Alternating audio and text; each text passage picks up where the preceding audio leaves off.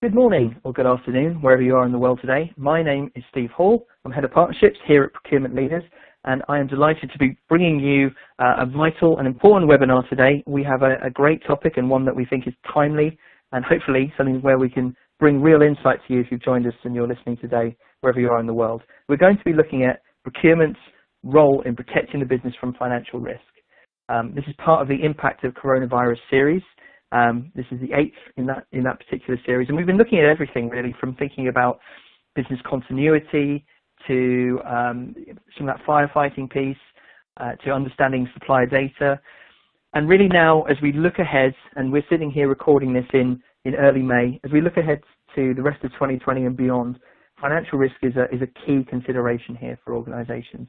We're really going to need to think hard about how we can make sure that our organisation is protected, particularly because as we look at it and we look at some of the economic figures that are floating around in the press, there's every reason to believe that a lot of businesses are going to struggle as a result of the pandemic.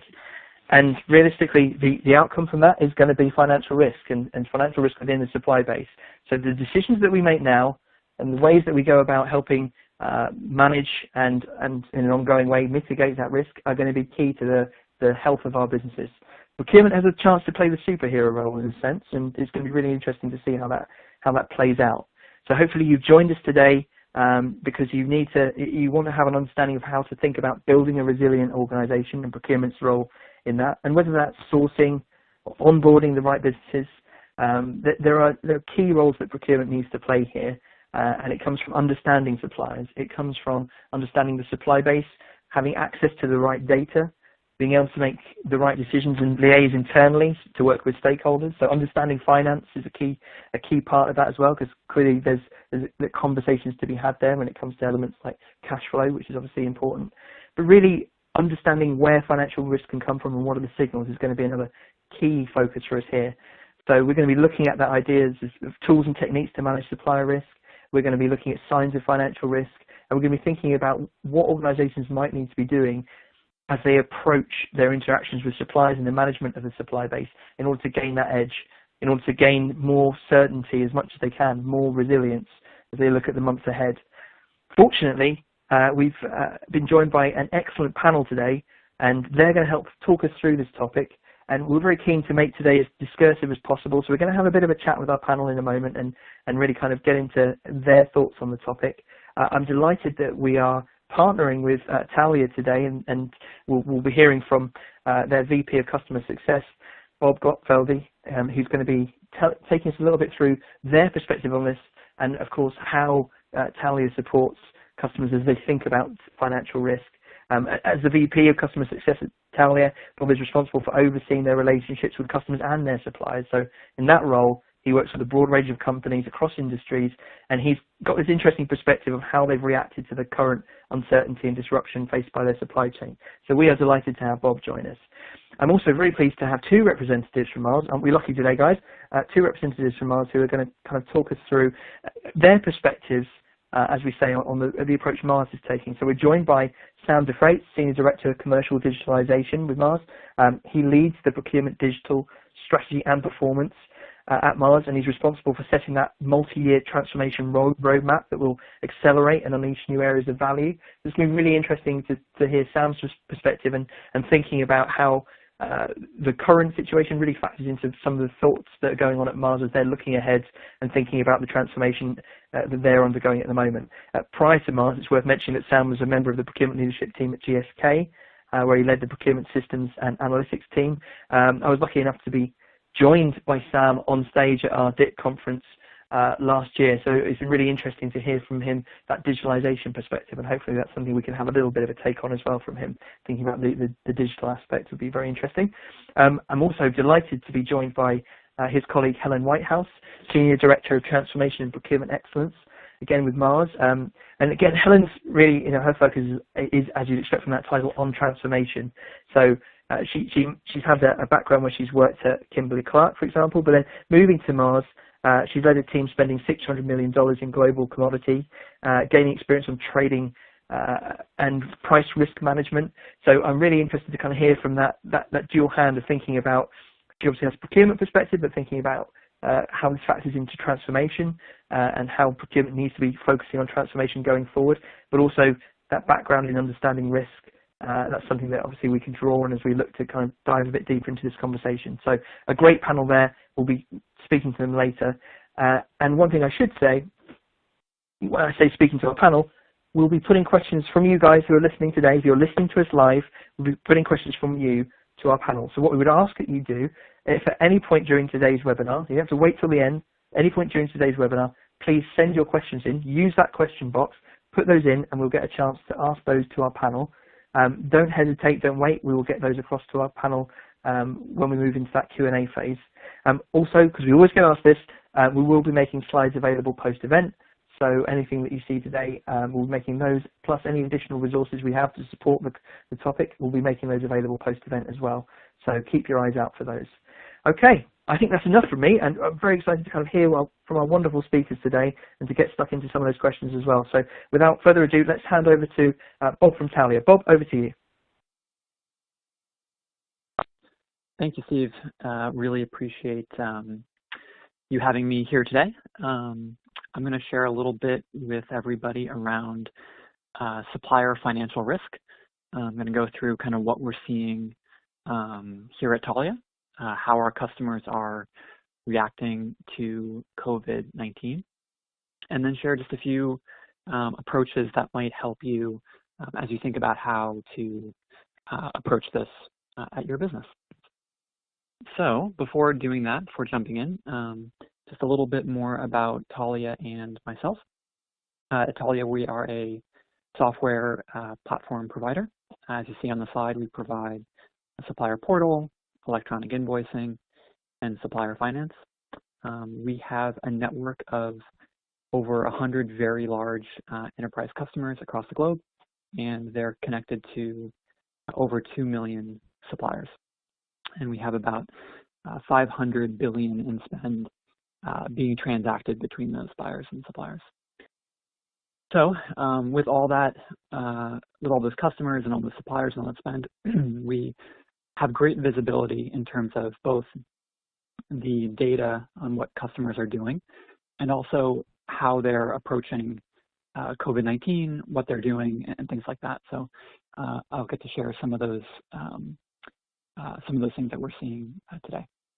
And as Steve mentioned, I'm the VP of Customer Success, which gives me good visibility into both what our customers are doing as well as our suppliers. And yeah, I'm excited to be here today and share all this with you. So if I take a big step back, right now the theme that we're seeing is cash is king. I know that's an expression that's used often, but it couldn't be any more true than it is today.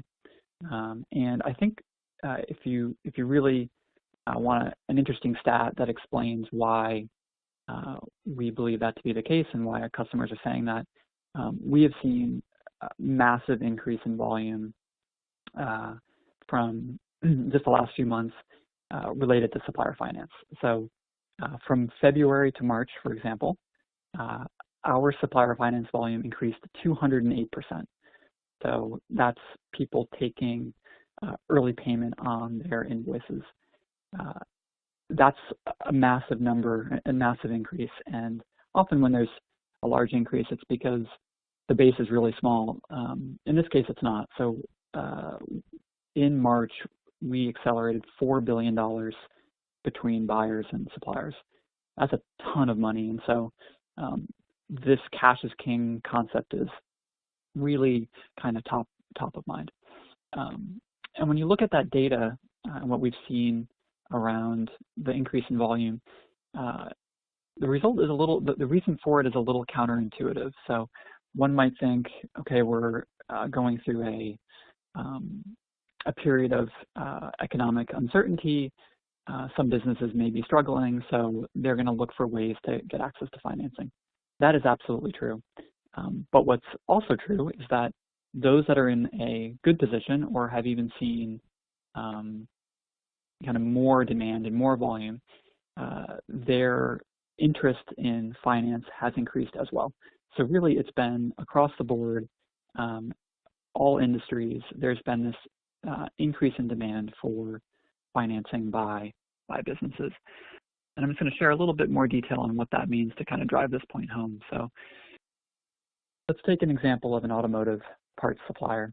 So this is a business that makes, I don't know, some widget that goes into a car. As you can imagine, right now might be a really challenging time for them. Automotive plants have shut down, and if that's the case, then they're not selling as much of their product. If they're not selling as much of their product, they're not getting cash in the door, they're not collecting money, and that would have a pretty negative impact on their business because they still have to pay employees and pay rent and things of that nature. So if there's a decrease in demand for the company, that creates a challenging financial situation, and there's a need for cash. And as someone in procurement, this can be concerning because you're buying from that supplier. They may not be able to meet demand when that automotive plant reopens, for example, or in kind of the worst case scenario, they may become insolvent, and you may need to look for a new supplier. The flip side is also true, which is kind of crazy, which is that if you have increasing demand right now, your need for cash is sort of just as strong. So an example would be in the grocery industry. If anyone's been to a grocery store lately, you may have seen not everything's in stock, and there's been kind of a huge run on retail grocery in the U.S. at least. Just a quick stat on that, I've seen that in the U.S. from February to March, food and beverage retail sales have increased by 25%. That's a massive disruption for the supply chain in a positive way, in an increase in demand. But this creates just as much challenge for businesses. If they need to produce more product, then they need more financing to buy raw materials, pay people overtime, et cetera, so that they can increase supply. And so that creates a cash challenge too. And for you as someone in procurement, if you have customers like this creates risk for you as well, right? You might not be able to obtain the supply that you need to sell to your customers. And in the worst case scenario, you could have an insolvency risk here as well. So if somebody tries to meet demand and buy too many raw materials or pay too much to employees, they may find that the cash isn't coming in the door quickly enough for them to meet that demand. So basically, regardless of what industry you're in, right now, businesses are looking for more cash, whether it's to sustain themselves or it's to increase supply and really do more as a business. And this is where this concept of supplier financial risk is most noticeable at this current period of time in this economic environment. And so the question may be, okay, I understand that I have this risk. How do I manage that risk? How do I manage financial risk in my supply chain? And so that is where this concept of supplier finance comes in. And I'm going to talk you through a little bit about what supplier finance is and what we've seen some of our customers do to support their supply chains and help them manage through these financial challenges. I'm going to go through 3 different approaches, and I'm going to go through a couple of real-life examples of what our customers have done. So first here, the first and probably easiest thing that you could do is you could reduce payment terms to your suppliers. So what that means is simply if you're paying, let's say, on net 30 or net 60 today, you could pay immediately or you could pay 15 days quicker than what you had pre-negotiated. We've seen some of our clients do this. One, for example, has a policy in place now where any business that calls in and says, hey, I need access to cash, I need more funding, they will immediately pay that supplier. Kind of no questions asked, just move forward with payment. Others we've seen, they've taken the payment terms of their suppliers and they've simply moved them down. It's not shown on the slide, but we have a municipality, for example, that they are paying every one of their suppliers immediately. And so what that's doing is it's injecting cash very, very quickly into their supply chain. It's helping their suppliers either with their solvency or with getting the financing they need to increase increase supply to fill that demand. And so it's really injecting value quickly into the supply chain. There's a challenge with this. It's a pretty big one, which is if you are doing this, that is cash that you're giving to your suppliers, and you're no longer holding on to that cash. So the impact on your business can be quite high. But ultimately, if it comes to helping a supplier, it's probably the right thing to do in many cases. There's no return on that money, so you're simply letting that money go without any sort of financial return for it. But this use case is, the way we've seen this most is really for businesses that are looking for a very quick solution to helping their supply chain. If you're trying to get money to your suppliers quickly, you don't need any technology, you don't need anything, you're simply adjusting your AP process to pay people much more quickly. That's the first one that we've seen. The second thing we see is dynamic discounting. So dynamic discounting at a high level is the option to, if you're a supplier, to come into a portal and find an invoice and get paid early on that invoice. For you, it's the same as paying a supplier early, but it's at a discount that's dependent on how many days that invoice is being paid early. And here again, we've seen companies really embrace dynamic discounting as a solution for them to provide liquidity into their supply chain and really improve the health of their supply chain. So we've seen this in a couple ways. We've seen companies really expand their programs. Maybe they've been in just North America and they're expanding to Europe or things like that. We've also seen others say, right now it's not about generating much of a yield. We just want to kind of cover our costs with our dynamic discounting program, and they've dropped the rates of their program so that suppliers can get access to cash quite inexpensively. Again, this has an impact on your cash position. So it's your money that's being paid early to suppliers. So that would decrease your cash. But the flip side is there's a return for you. You're getting a yield on that cash. Your finance team is not paying the full amount of the invoice, and so it's kind of paying you to make that payment.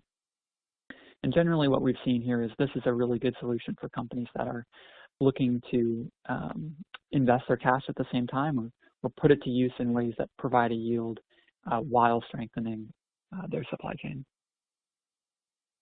And the third and final one that we see quite frequently is supply chain finance. This also goes by the term reverse factoring. It's the same thing. And this is where, similar to dynamic discounting, you're giving a supplier the ability to get paid early on their invoices.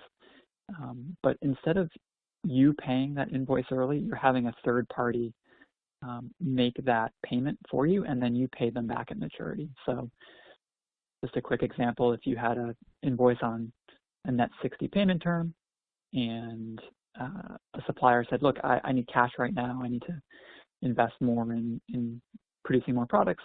I want to get paid today, and it's been 5 days since the invoice was submitted. The third party would pay that supplier on that invoice, and then you would pay the third party back in the future. We've seen this adoption of this really pick up. We've seen customers of ours who haven't used this type of a product in the past begin to use it. We've seen others expand the scope and the reach of this because they want to really inject liquidity into their supply chain.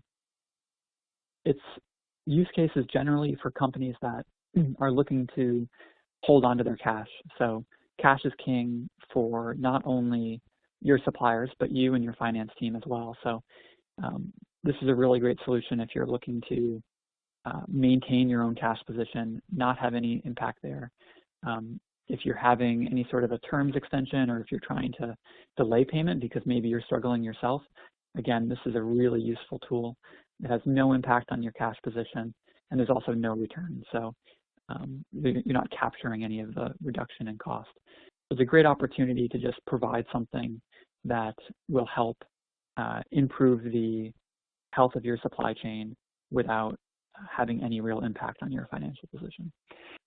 So if you kind of look at these three side by side, this is just a quick view of the options we're seeing businesses pursue. They have different values in terms of how they impact cash, how they impact your financials, how, what kind of yield can you drive from them, and the use cases are all a little bit different. But at the end of the day, they're all doing the same thing. They're allowing suppliers of yours to get access to financing, to get paid early on their invoices, and that allows them to have more money to either invest in their business or be more stable or really navigate through this challenging environmental time. So it's been a solution that we've seen a lot of large enterprises pursue in light of COVID. And with that, Steve, I will pass it back to you. Wonderful. Thank you very much, Bob. Important to kind of talk through those levers, but also to kind of give you guys, I guess, a sense of some of the ideas, some of the tools that are organizations' disposal as they're looking to tackle, risk in the supply chain that we've been discussing. With that in mind, I think it might be quite interesting to look at a poll. So, guys, if you're paying attention and you've got the screen in front of you, we're going to flash up a poll here, and we would love to hear from you. Really, because it gives us a bit of a flavour of what you're thinking, but also you can see what your peers are looking at there and how they're approaching this.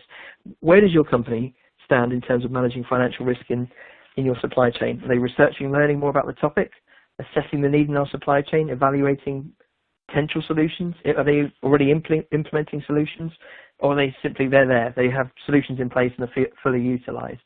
And I suppose as much as I think of this as a kind of 1 to 5 scale about how advanced that strategy and that deployment of any tools needed to support it are in place, this is that kind of idea. It'd be quite interesting to hear from you guys where we are with this and where you where you fall in terms of your organisation. So I'll give you a few more seconds to fill that in, and hopefully you'll be able to have a look there.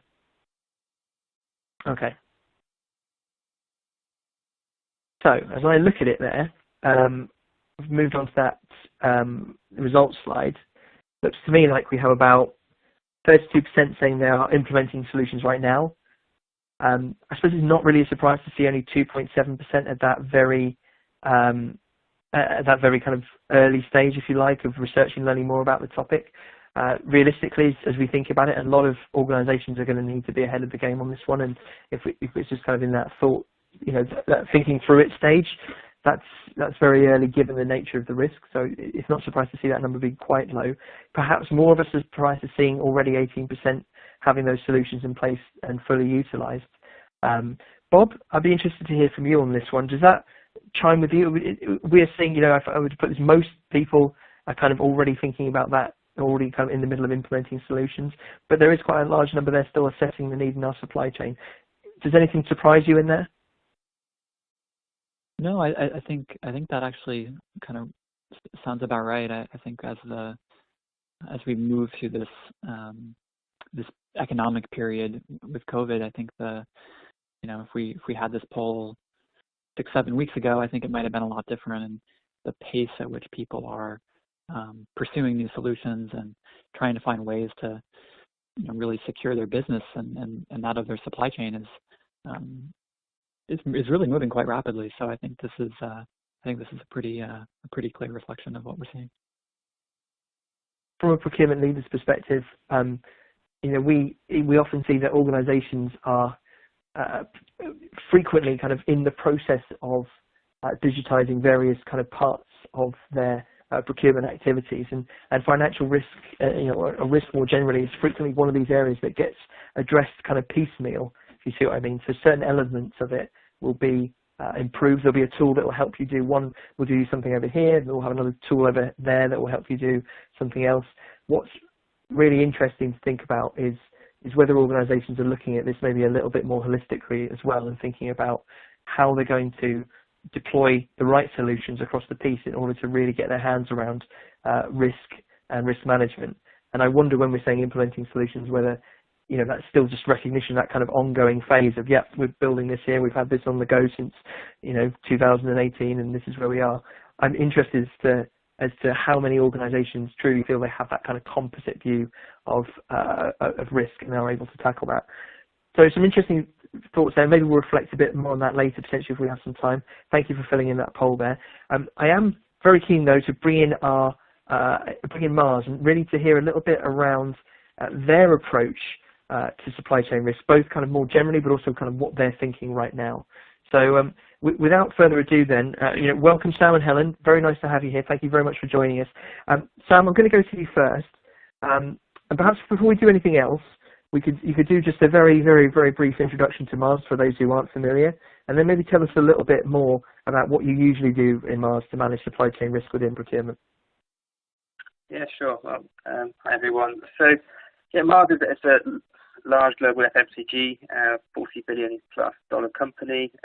Big three divisions are our pet care division, where we have food, but also our veterinary side of the business. We have Mars Wrigley, which is our confectionery business, probably the one we're most famous for, so chocolates, our fruity confections, and our mints.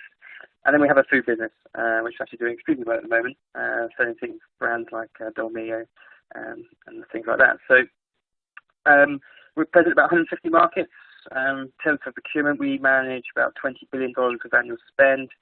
We've got 1,200 associates across all of our procurement team. And again, the thing that's quite unique about our business is that we're family-owned, so we've got some really deep-rooted values.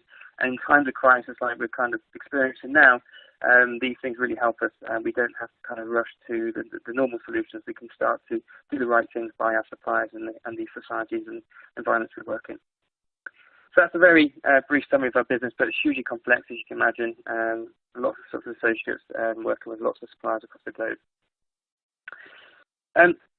If I talk about what we're already doing, so there'll be no surprises here. We have all the conventional tools you would expect a large company like Mars to have. So we have a financial due diligence process we run on all our suppliers. We segment them, we run them through that process, and we also regularly refresh that assessment. And it's great. Actually, I saw some questions that came beforehand around Dun & Bradstreet. Yes, of course, we use those sorts of risk assessments. We also try to understand our supply base, and this is quite a good thing that we do here. We through our strategy creation process, we make sure we segment our supply base and make sure we understand, which suppliers are really critical to our business. In particular, try to understand who our SMEs are as well. So we want to make sure that we don't have an over-dependence on our suppliers, and we also want to make sure we know who those most vulnerable and also those suppliers that can really unlock value for our business are. And then, of course, in normal course of business, we have normal compliance reporting processes, things like EcoVadis. So yeah, for a large FMCG, we kind of do all the things that you'd expect a company of our scale to have. And they're pretty well established. But I'm looking forward to talking a bit later on about how they're probably not enough, and there's some other things we need to do. Yeah, I guess this is the thing, isn't it? A couple of extra builds as well. Yeah. I know you just talked about the sourcing strategies there. So within those sourcing strategies, I mean, when we get down to a team and buyer and commodity level, we have these robust 3 to 5 year sourcing strategies. And within those, obviously, we look at the internal and external market analysis. And through that, we can usually pick up some potential risk, maybe like in a supply dynamic risk. We think the market's going to get tight in the future. We see demand overtaking the capacity in the industry. As Sam mentioned, we've got the supplier segmentation. So if a supplier's sole source, so it's bottleneck, it's critical. We know that if we don't have this particular ingredient, we can't make a Malteser. Also, they're approved at the right level. So we make sure that they go through and get the relevant business buy-in. And that's really useful later in a crisis as well. So people already know what the strategy is. They're already familiar with the category. And they've already got a stake in the ground. So we can quickly go back and escalate whatever potential movements that we need to make away from that. And then these strategies, they're converted into year-on-year plans.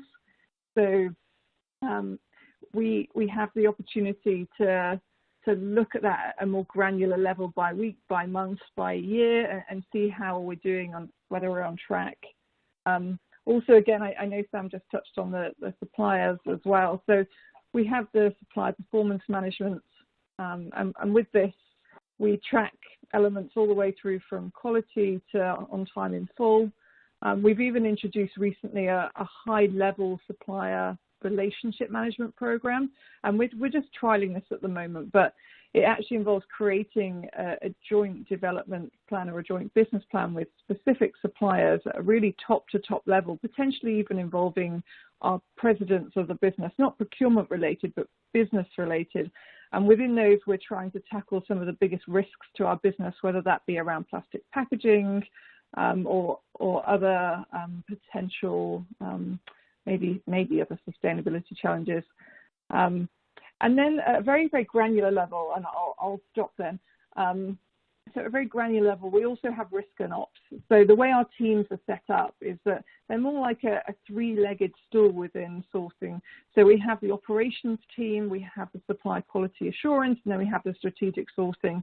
And those teams come together for a specific commodity and have multiple reviews, talking about all levels, whether they've had quality infractions, whether the deliveries have been late, whatever that may be. That different perspective coming together as one team is very powerful. And then at a more regional, divisional level, we tend to have more financially based risk and ops plans. So are we tracking to the financial shape that we committed to the business and flagging that as a risk if we're off track?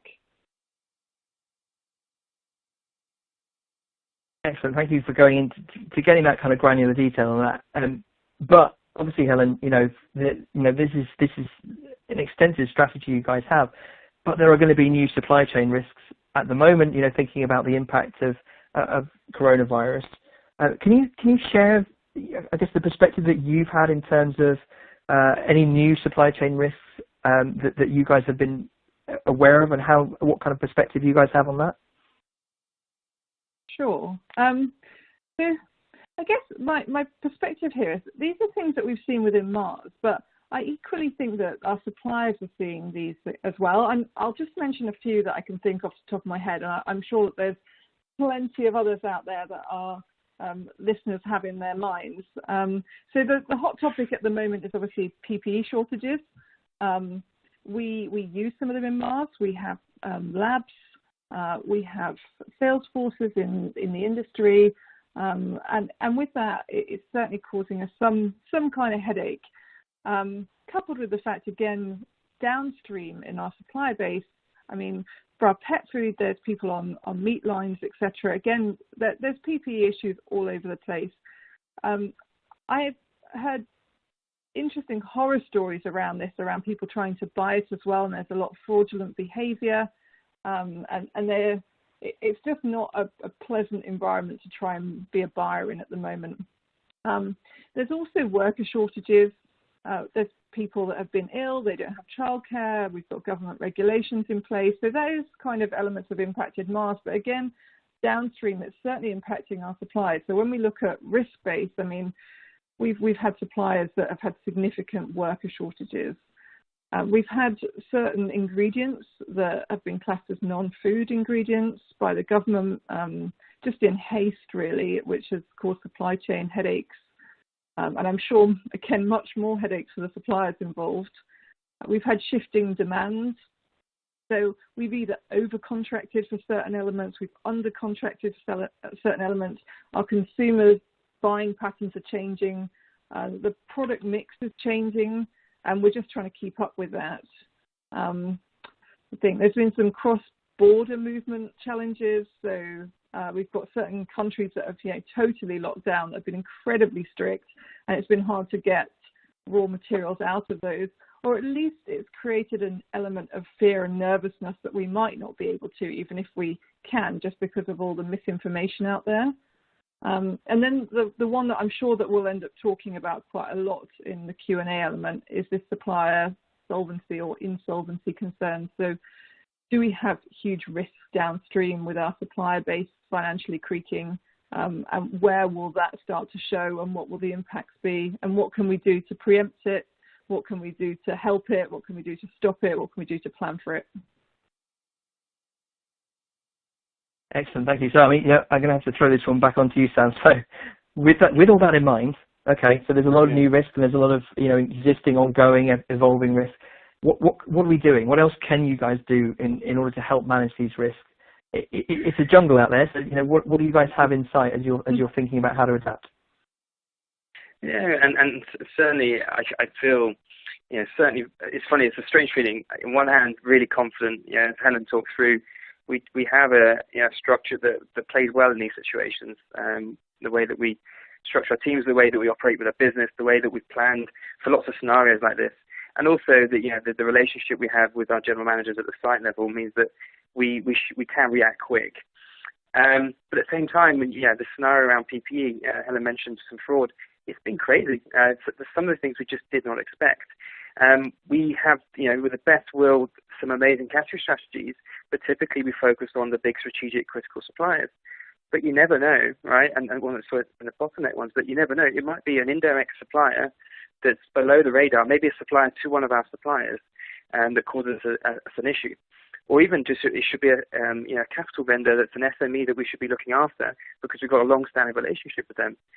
So, right now it's, we've got some great plans. On one hand, really comfortable, for the big risks we've got them covered. But how do we keep on top of anything else that might happen? So what we've done over the last few, since this has all been started really, is focus on a bit of a prioritized plan. So the first thing we thought was, okay, if we're on top of our supply chain risks and we've secured that side of things, what else could go wrong? And supplier insolvency is probably the one that we think is the one that's going to come. We probably don't all feel it right away, but in the coming months, it doesn't take too long to look in the local news and the international news and national press that it's going to be tough for the economy. And what we've been trying to do here is think about how can we just heighten our ability to listen for this risk. We have done in Bradstreet, but those, we've been working with likes of Connexus, with Bureau Van Dyke, but those indicators are sometimes late. And in fact, we've got a scenario very recent where one of our critical suppliers in the US, we'd never expected to have any financial difficulty. We'd be spotted in the news laying off staff, furloughing staff, cutting salaries, and therefore we had to jump on it and secure supply. So that ability to listen and pick up the telltale signs is one thing we've activated immediately. We've not done it alone. It's not just us that works for the suppliers, it's our business, and most importantly, accounts payable. So we've been working with the accounts payable team to kind of warn us if they're hearing some of the telltale signs of, requests for early payments, suppliers being particularly precious about getting their invoices paid, to let us know, because they could be telltale signs that there's some risks. We've been refreshing our capability training, so we already have a training off the shelf on listening for insolvency risk. We've been pushing that out to all of our associates in commercial. And then we're trying to think about what else we can do. And so certainly protecting our small, medium enterprises that we work with and trying to identify them and think about targeted them and see if we can engage them to make sure they're working. So we've done the usual things. We've issued a RFI, for example, in indirects, and also I think some direct categories to work out and ask our key suppliers what they're doing.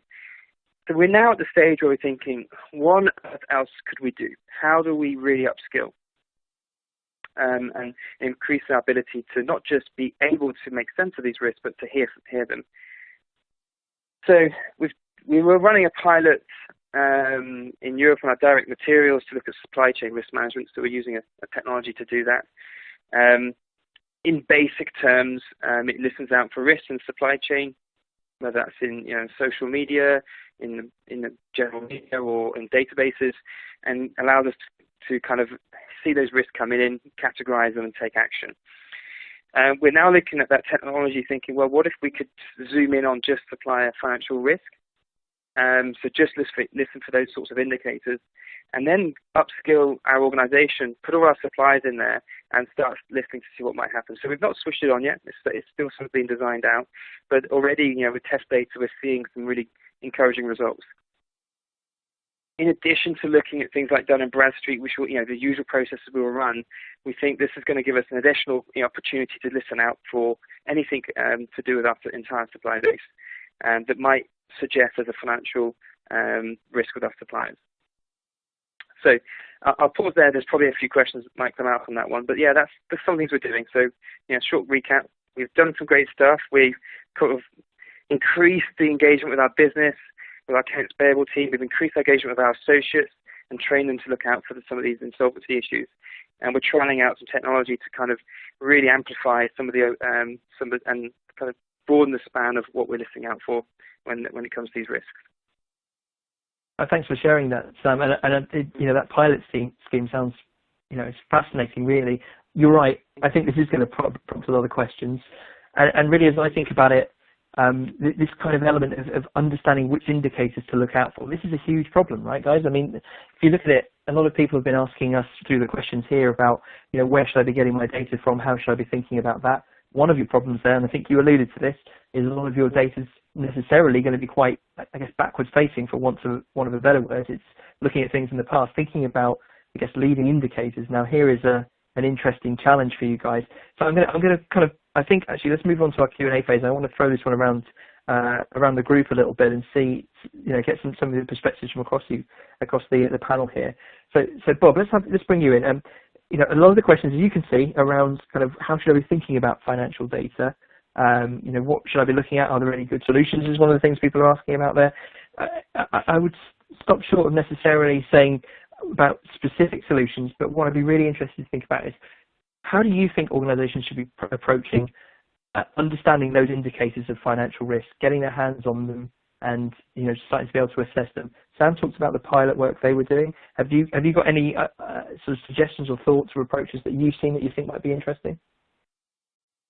Yeah, it's a good question, and I think there's a lot of questions around this topic because it's really hard, right? I mean, how do you, if somebody only provides their financials annually, you're not going to know for another 6-7 months here, what that's going to look like. So yeah, things are moving very quickly, and I'm not sure there's a kind of perfect answer to identifying that. There's certainly different things you can look for, but one way to think about it too is if part of it might be identifying the risk and trying to figure out who is most impacted.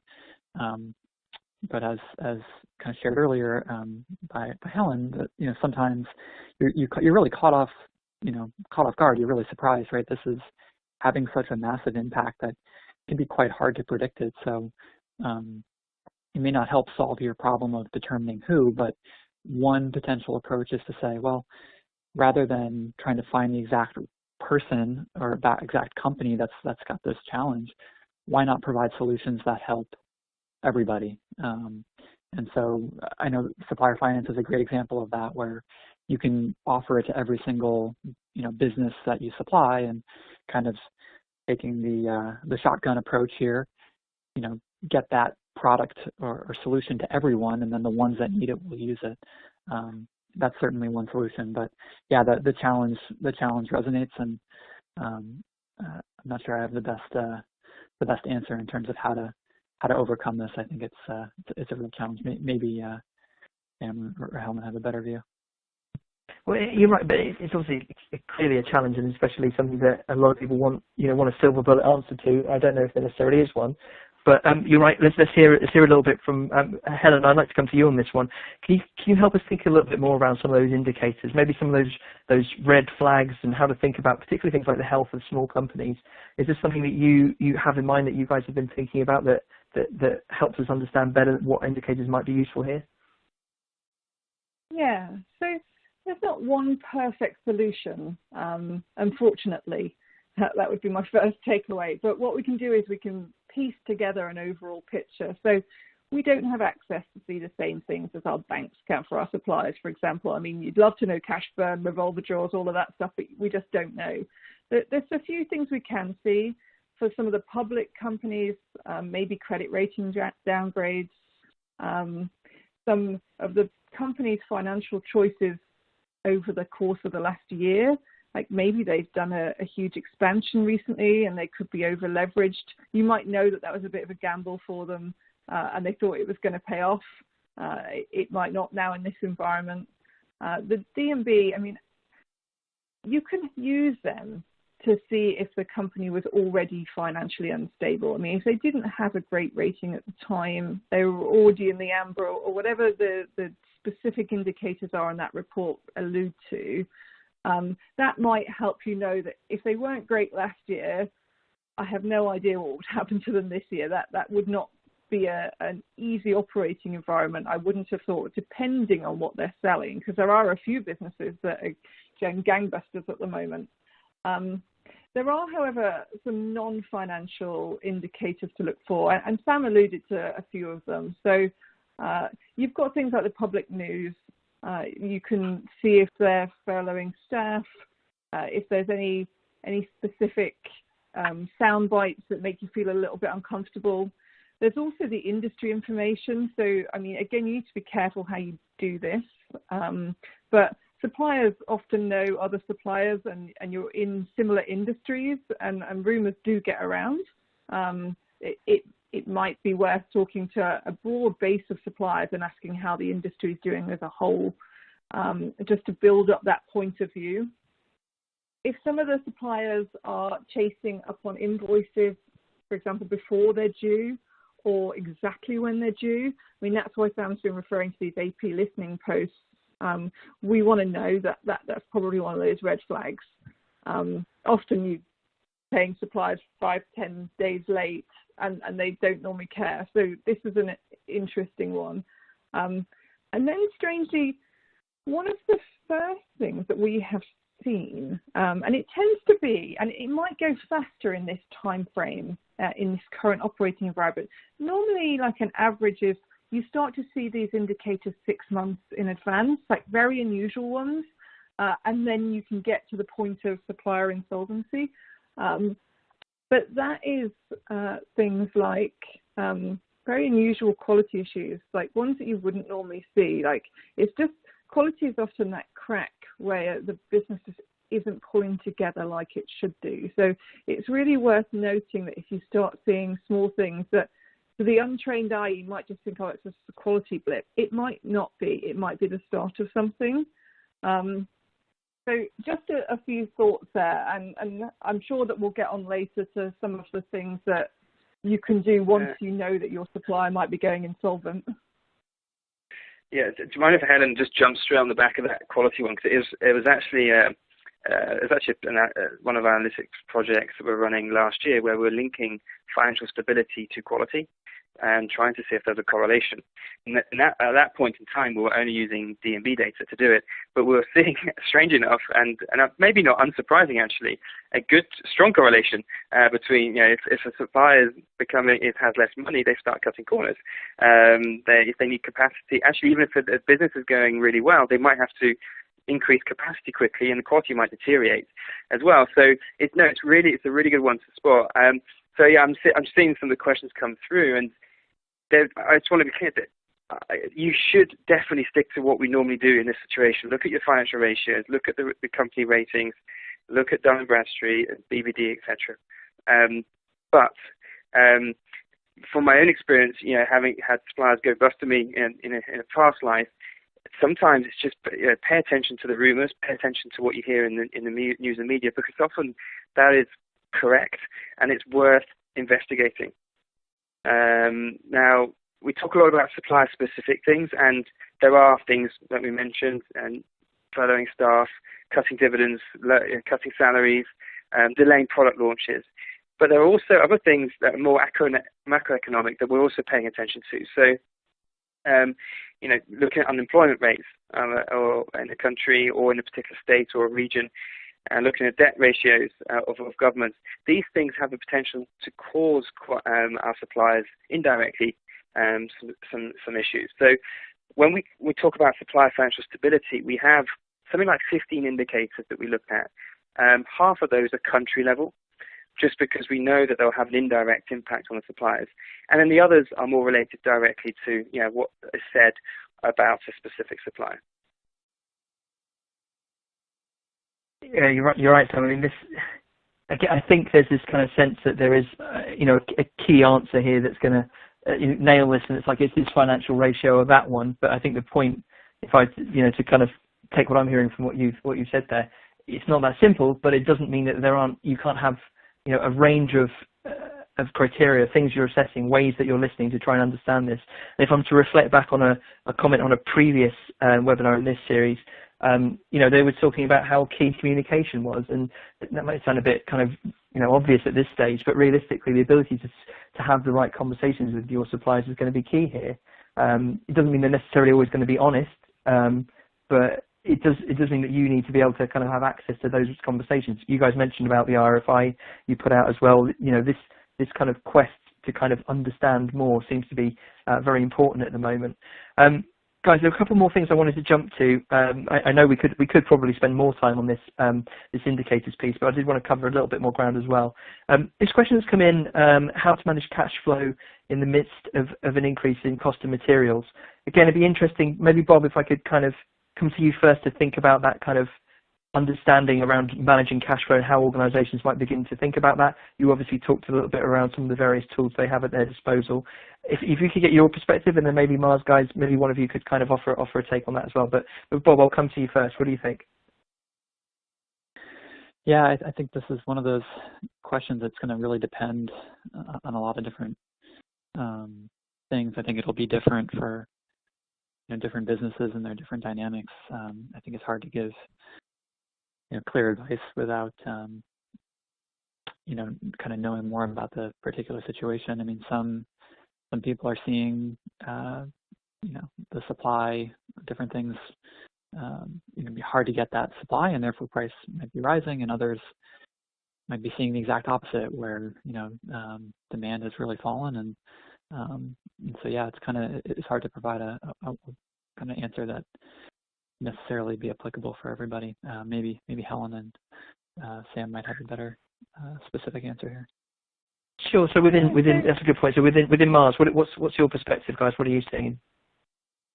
I'll have a little go, and then Sam, if you've got anything else, jump in. So I'm less thinking that cash flow management is likely to be very personal to specific companies and your financial shape to start with. So if you're a very large, big cash-rich company, you're likely to make different decisions than if you're a smaller one who's slightly more financially less solvent, that's trying to stay afloat.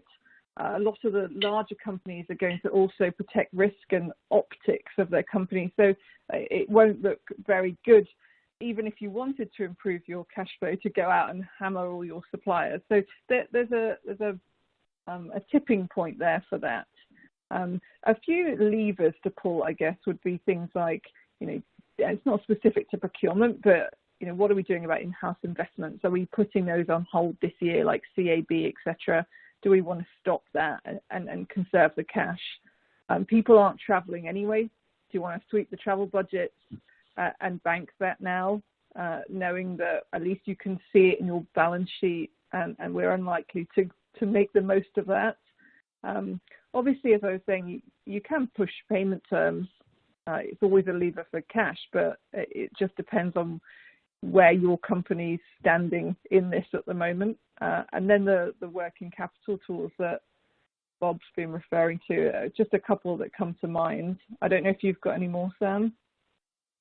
Not specifically, probably a more generic comment, and this is just, a lot of our conversation in our leadership team has been around, this is our opportunity as a function. This is when our business needs cash, and guess what? We look after half the P&L and have an opportunity to help with that.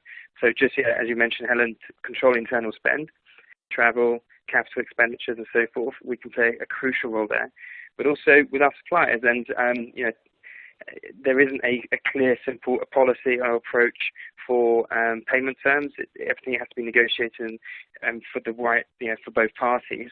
But we have an enormous opportunity there to actually tackle some stuff we probably haven't tackled before. Our suppliers we all need to work together in one ecosystem, and this is where we can really step up and show what we can really do for our business and for the suppliers that we need to make our business run.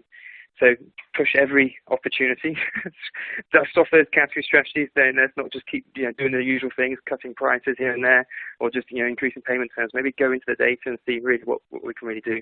Investigate technology, investigate things like Taulia, investigate other tools that can help listen. But I think it's a golden opportunity for procurement teams everywhere now to actually help our business. I think that's a really nice point to kind of round things on. Helen, build on that, please. Yeah. It's not specific to cash, but I really can't help but say that, commodities have come off at the moment, except for gold. So this is a really good opportunity to do great strategies, buy well, and actually this is an opportunity. We need to leverage that. But I want to think about this idea as we kind of look ahead to H2 as well, Helen. Like, procurement's going to, to some extent, going to need to, in many industries, it's going to still be to some degree firefighting. But then there's this idea of kind of, I guess, delivering in a downturn. That's something that procurement leaders we're looking to support our members with. But it feels like, Sam mentioned the opportunity here. It feels like there's this phase where, if by putting in the right things in place, procurement can become it can be in a position to really help the organisation elevate itself, to be competitive, to even excel, I guess, to some degree against the adverse conditions. Do you see this as potentially a phase where procurement can really take a leap in that sense, or is that over-egging it? What do you think? I certainly see that it's an opportunity to build the brand build it even more as a trusted business partner. There's opportunities to do great deals at the moment, to get the right cover length. And again, that might not be going long, depending on what the product mix needs to be at the moment. Managing that supplier risk. I guess even innovative thinking.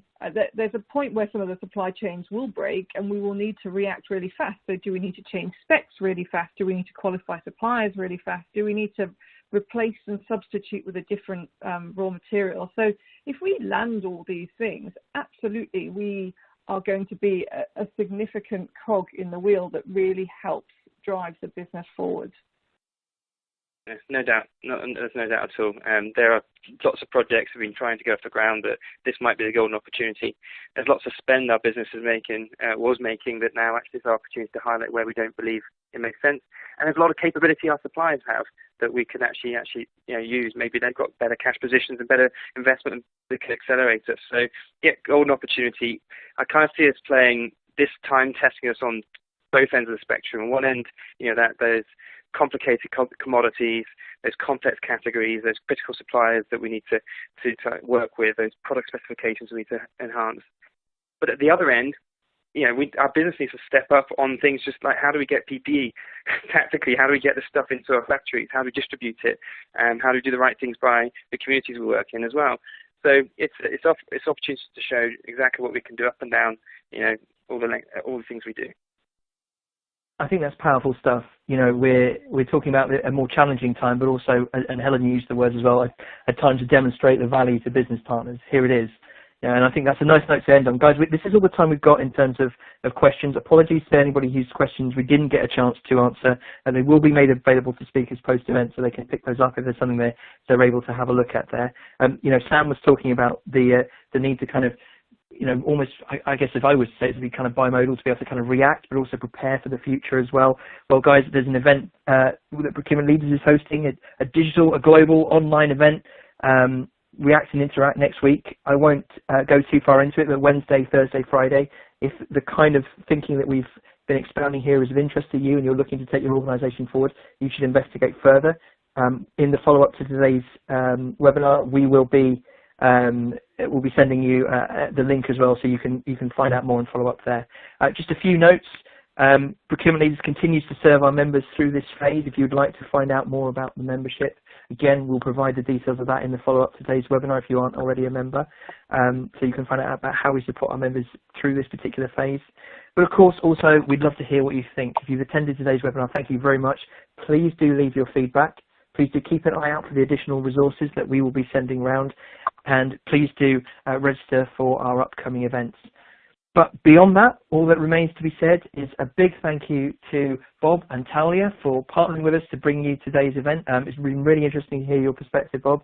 And of course, a big thank you to Helen and Sam, hearing how Mars are approaching this, both how they think about risk, but also the specifics of some of the projects they're running and how they're approaching the specifics risks that this situation has produced have been fascinating and illuminating. So thank you very much for joining us today, guys. If you've been listening, we hope you come away with insights and ideas for your team, and we wish you all the best of luck as you look ahead to a really key phase in the development of your business and of the procurement function in general. I've been Steve Hall, and thank you very much for listening.